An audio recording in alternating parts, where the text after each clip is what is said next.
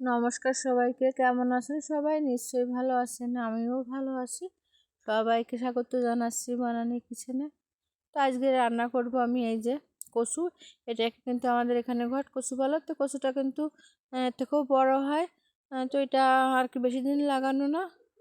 তো তুলে নিয়ে আসলাম এই যে। আর পাশে এই যে ছোটো ছোটো যে কচুর এই যে বিচিগুলো, এইগুলো কিন্তু লাগিয়ে দিল আবার হবে এরকম। তো খেতে এত ভালো বলার না। তো যাই হোক, এটা রান্না করব, এই জন্য আমি কেটে নিয়ে আসলাম এই যে। কেটে ধুয়ে পরিষ্কার করে রান্নাঘরে চলে আসলাম। আর আজকে এই কচুটা আমি রান্না করব ভেটকি মাছ দিয়ে।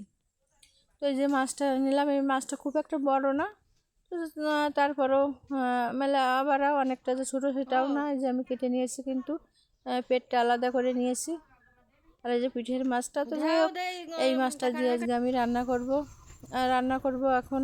সেজন্য চুলোটা জ্বালিয়ে কড়াইটা বসিয়ে দিলাম। তো কড়াইটা বসিয়ে দিয়ে এখন আমি কড়াইতে তেল দিয়ে দিলাম। তেলটা গরম হয়ে গেছে। আর আমি এদিকে মাছের লবণ হলুদ মাখিয়ে রেখেছিলাম। তো এখন এই মাছগুলো আমি তেলের ভিতরে দিয়ে ভেজে নেব।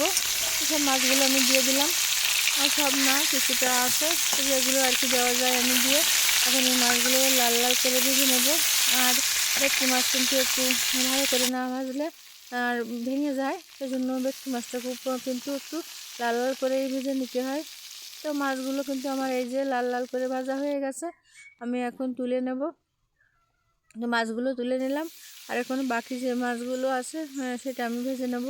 যে মাথা আছে, মাথার এই যে সোয়ালটা আছে, আর যেগুলো যাওয়া আছে সবাই যে আমি এটাও কিন্তু লাল লাল করে ভেজে নিলাম। আর এগুলো আমি এখন তুলে নেব একটা পাত্রে।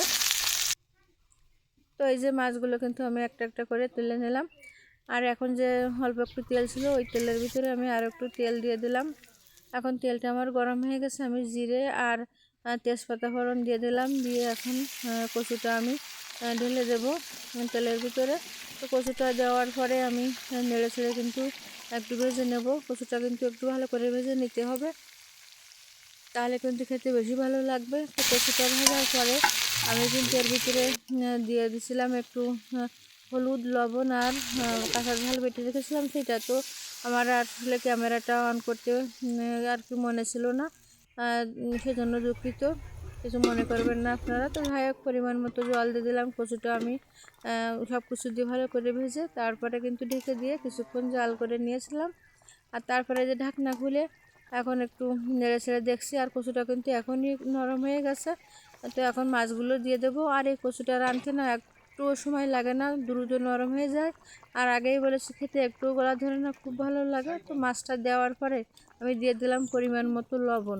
তো লবণ দিয়ে আমি যে লবণটা হালকা করে কিন্তু খুন্তি দিয়ে নেড়ে ছেড়ে মিশিয়ে নিয়ে এখন আবারও আমি ঢেকে দেবো। আবার ওই যে ঢেকে দিলাম, ঢেকে আমি এবার আরও কিছুক্ষণ জাল করে নিলাম। জাল করে এবার ঢাকনাটা খুলে এখন এই যে তরকারিটা কিন্তু এখন হয়ে গেছে প্রায়। তো এখন আমি জাল আলতোভাবে একটু নেড়ে ছেড়ে দিচ্ছি, না হলে কিন্তু মাছগুলো ভেঙে যেতে পারে, সেজন্য। এখন এর ভিতরে দিয়ে দিচ্ছি আমি জিরা বাটা। তো জিরা বাটাটা দিয়ে আমি এই যে জলের সাথে কিন্তু ভালো করে মিশিয়ে দিলাম আস্তে আস্তে খুন্তি দিয়ে। তো এখন আমি আরেকটু ঢেকে দিলাম, আরেকটু ঢেকে আমি জাল করে নিলাম জিরা বাটাটা দেওয়ার পরে। তো এখন এই যে আরেকটু আমি নেড়ে ছেড়ে এখন দিয়ে দেবো এর ভিতরে আমি একটু মশলা বাটা, আমি একটু মশলা বেটে রেখেছিলাম সেইটা দিয়ে দেব। এই যে আগে দিয়েছিলাম জিরা বাটা, তো জিরা বাটাটা দিয়ে আমি আর একটু ঢাকা দিয়ে কিছুক্ষণ জাল করে নিয়েছিলাম। এখন দিলাম এই যে মশলা বাটা। তো মশলা বাটাটা দিয়ে এই যে ভালো করে কিন্তু আমি মিশিয়ে দিচ্ছি মশলাটা জলের সাথে দিয়ে। এখন কিন্তু আবার রান্নাটা হয়ে গেছে, এটা আমি এখন নামিয়ে নেব। তো নামানোর আগে সবাইকে বলছি, এখনও যারা লাইক দেননি ভিডিও দেখছেন তাদেরকে বলছি লাইক দিয়ে ভিডিও দেখেন। অনেকের মনে থাকে না, কমেন্ট করেন, অত লাইক দেন না, তাদেরকে বলছি। তো যাই হোক, আমি কিন্তু রান্নাটা এখন আমার হয়ে গেছে, আমি নামিয়ে নেব এটা। দেখেন কত সুন্দর হয়েছে কিন্তু কালারটাও। তো এই যে আমি নামিয়ে নিলাম কিন্তু আমার এই যে ঘট কচু আর ভেটকি মাছ রান্না। তো কেমন লাগলো আজকের রান্না কমেন্টে জানাবেন। আর ভালো লাগলে লাইক কমেন্ট শেয়ার করে দেবেন। আর নতুন যারা দেখছেন আমার চ্যানেলটিকে সাবস্ক্রাইব করে আমার পাশে থাকবেন। পুরনো বন্ধুদের তো ধন্যবাদ আমার পাশে থাকার জন্য। আর এরকম নতুন নতুন ভিডিও পেতে পাশে থাকা বেল আইকনটি বাজিয়ে দেবেন। তো সবাইকে আবারও বলছি লাইক দিয়ে ভিডিও দেখবেন। আসলে আমরা কিন্তু একটা ভিডিও বানাতে অনেক কষ্ট হয়, যারা আমরা ভিডিও বানাই সবাই কিন্তু জানি খুব কষ্ট করে একটা ভিডিও বানাতে হয়। আর সবাই যদি আমরা সবার পাশে না থাকি তাহলে কিন্তু আমরা এগোতে পারবো না। তাই আমরা সবাই যখন যে যার ভিডিও দেখবো লাইক দিয়েই ভিডিও দেখবো। সবাইকে অনুরোধ করছি বারবার যে লাইক দিয়ে ভিডিও দেখবেন। তো যাই হোক, ভালো থাকবেন সবাই, দেখা হবে পরবর্তী নতুন কোনো ভিডিওতে। টাটা সবাই।